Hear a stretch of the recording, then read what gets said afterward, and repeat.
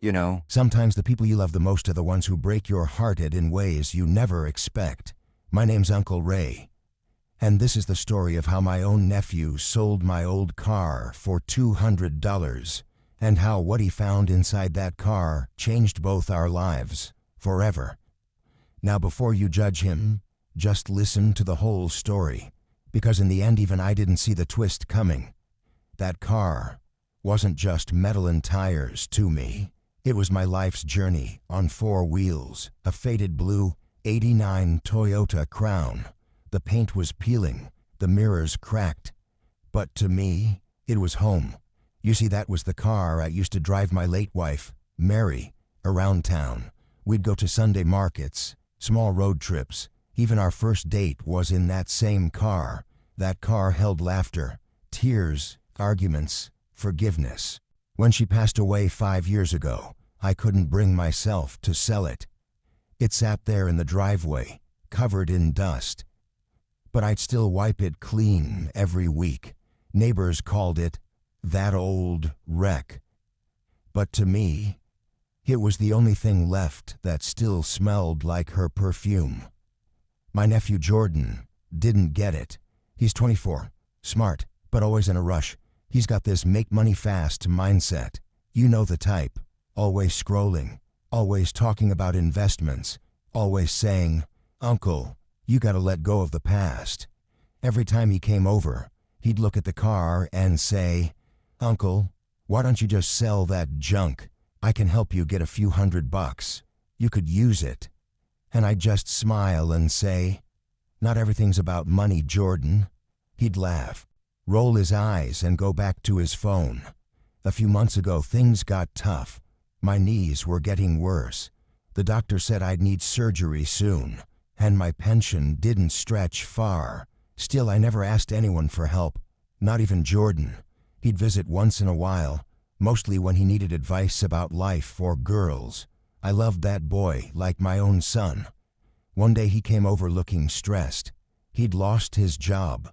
The company cut back, and he didn't have any savings left. He said, "Uncle Ray, I'm just tired, man. I don't know what to do next." And I told him, "Son, sometimes when life closes doors, it's because you're supposed to build your own house." He laughed at that, but I could tell it comforted him. We talked late into the night. He told me about a business idea he had, flipping used cars. "Uncle, you'd be surprised," he said. "People pay good money for scrap if you know how to sell it right." I nodded. "That's smart, but be careful. Easy money's not always good money." He smiled. "You sound like Aunt Mary." I smiled too, but inside, something twisted in my chest. Hearing her name always does that. A week later, I went to visit a friend across town. When I came home, my driveway looked empty. I froze. The blue Toyota Crown, gone. I thought maybe someone towed it by mistake. I checked with the neighbors. No one saw a tow truck. Then my phone buzzed. It was a message from Jordan. "Hey, Uncle, don't be mad. I sold the car for you. Got $200, you're welcome." My heart dropped. I called him right away. No answer. I called again. This time he picked up, sounding all casual. "Hey, Uncle. Yeah, I sold it. It was just sitting there, you know. Figured I'd do you a favor." I didn't even know what to say. "Jordan," I said slowly, trying to keep calm. "You sold my car?" "Yeah." The guy was cool. Said he'd use it for parts. "It's better than letting it rot, right?" I couldn't even speak. All I managed to say was, "Son, that car wasn't just a car." He sighed. "Uncle, come on. You're being dramatic. It's just metal. I'll get you a better one someday." I hung up the phone. I sat there on the porch for a long time, staring at the empty space where that car used to be.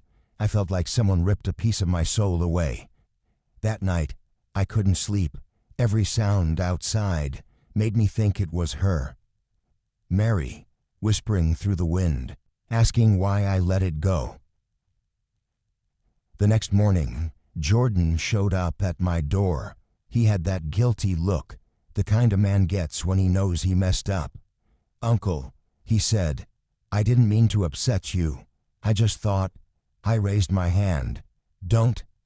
Just don't say anything."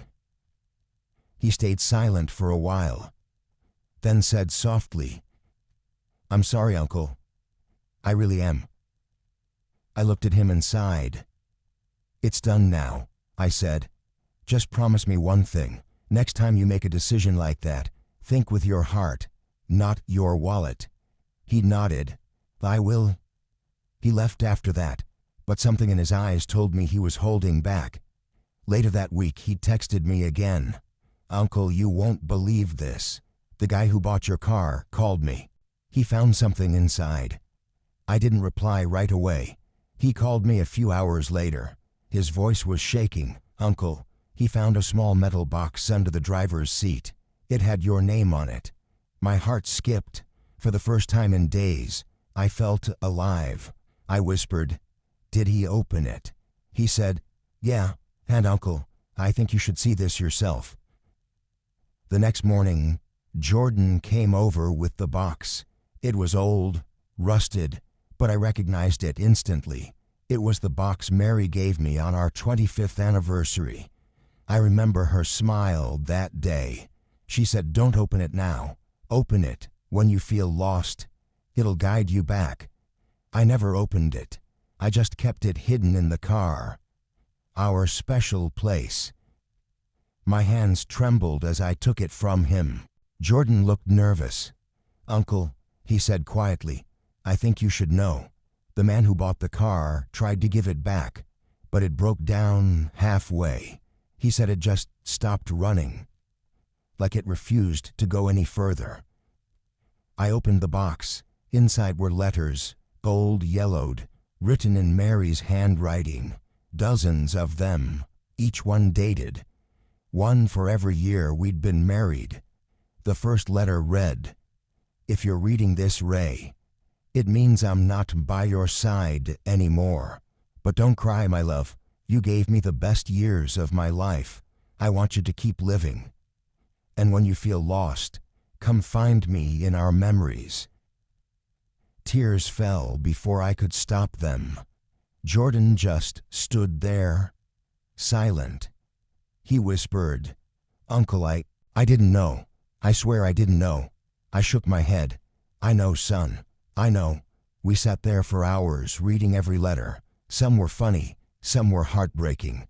But one, the last one, made my blood run cold. The last letter was dated the day before she died. It said, "Ray, there's something you need to know. I left something for you in the car. You might never find it. But if you do, promise me you'll share it with the one person who reminds you of yourself, the one who still has a lot to learn about love." I froze. "Jordan," I said slowly, "that's you." He looked at me, confused. "Me? What do you mean?" I took a deep breath and looked inside the box again. Under the letters was a small key with a tag. On the tag, it said, "To the glove compartment." Jordan and I drove to the buyer's place that same night. The car was sitting there, dusty and still. The man let us look inside. I opened the glove compartment. And there it was, a brown envelope with both our names on it, for Ray and Jordan. Inside, there was a check, dated 5 years ago, made out to me. For $250,000, my wife had been saving secretly. Investments I never knew about. And on the note, she wrote, "This is for your future, and for the boy who'll remind you that love means letting go, but never forgetting." Jordan broke down right there. He hugged me and cried harder than I'd ever seen. But what he didn't know was that this wasn't the end, because when I took that check to the bank, I discovered something that changed everything again. The next morning, I took that check to the local bank.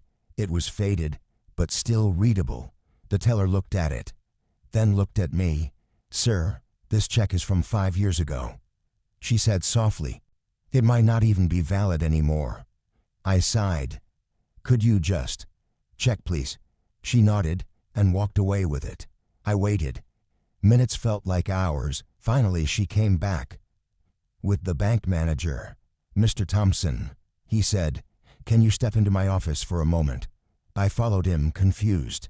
He closed the door behind us, then smiled. The kind of smile that says, you're not ready for this.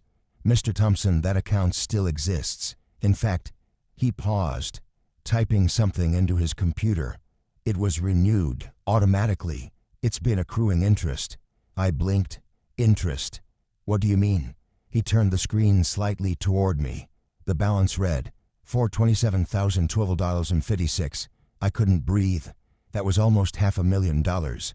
The manager looked at me and said quietly, Sir, your wife must have known what she was doing. I just sat there, staring at the screen, tears filling my eyes. Mary had been gone for 5 years. Yet somehow she was still taking care of me. When I got home, I didn't feel happy. I felt heavy. I called Jordan. He came right away, expecting good news. But when he saw my face, he knew something was off. Uncle, what happened? I told him everything. The check, the bank, the money. His jaw dropped. $500,000. Uncle, that's insane. But I didn't smile. Instead, I asked, Jordan, why do you think she wrote your name on that envelope, too? He looked down, quiet. After a long pause, he whispered, maybe because I needed to learn something, Uncle. I nodded. Maybe we both did. We sat in silence for a while. Then I said, you know, Jordan, love isn't about what you give or take. It's about what you understand. You thought you were helping me by selling that car. And in your heart, maybe you were. But you can't fix someone's pain by throwing away what holds their memories. He nodded slowly, eyes wet. I know that now, Uncle. I swear I'll make it up to you somehow. I smiled faintly. You already have, son. You brought her back to me. That night I couldn't sleep again. But not from pain this time. I sat by the window holding the letters, reading them one by one. Then something strange happened. When I lifted the last letter, a small folded piece of paper slipped out from the bottom of the box. It was old and yellowed like the others. But there was no date, just one sentence written in Mary's handwriting. If you're reading this, Ray, don't keep it all to yourself. I froze. The next morning, I knew what I had to do. I called Jordan over again. He looked nervous when he arrived, probably expecting another lecture. But I smiled and said, sit down, son. I handed him an envelope. He opened it slowly. Inside was a certified check for $200,000. His eyes went wide. Uncle, what is this? I said, your share. He shook his head. No, Uncle, I can't. I interrupted gently. Yes, you can. Mary wanted us both to move forward. This isn't about money. It's about learning what matters. He looked down, tears falling onto the envelope. I don't deserve this. I smiled. Neither did I. But she loved us anyway. He hugged me, tight. And in that moment, I felt like I was hugging the son I never had. A year passed. Jordan started his own small business, restoring old cars, but not for profit. He called it Mary's Garage. Every car that came in, he'd ask the owner, what's the story behind this one? He told me, Uncle, I don't just fix engines now. I fix memories. And I'd just smile, watching him work, seeing that spark in his eyes. He found peace in what once brought guilt, and I found peace in letting go. Sometimes I still sit in my driveway, not to look at an empty space, but to remember what love built there. One afternoon, Jordan came running to my house out of breath. Uncle, you won't believe this. He handed me a small box. I opened it. Inside was a car key. He smiled. Uncle, I found your old Toyota Crown. I blinked. What? He nodded. Yeah, The guy who bought it never scrapped it.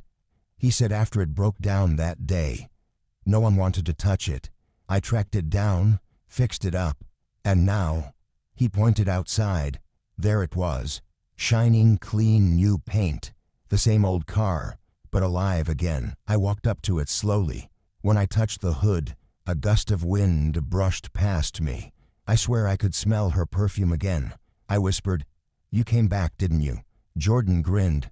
"Uncle, it's not just a car anymore. It's her legacy." I nodded. Maybe it always was. Now whenever people ask me why I kept that old car, I just smile and say, because some things don't drive you forward. They remind you where you came from. And when Jordan visits, he always says, "Uncle, thank you for forgiving me." I always tell him the same thing. You can't lose what's built on love, son. You can only rediscover it. He rebuilt the car, but in truth, that car rebuilt us. Soft music fades in, camera pans out, showing Uncle Ray and Jordan driving the old Toyota into the sunset, the same one that once carried love, loss, and now redemption.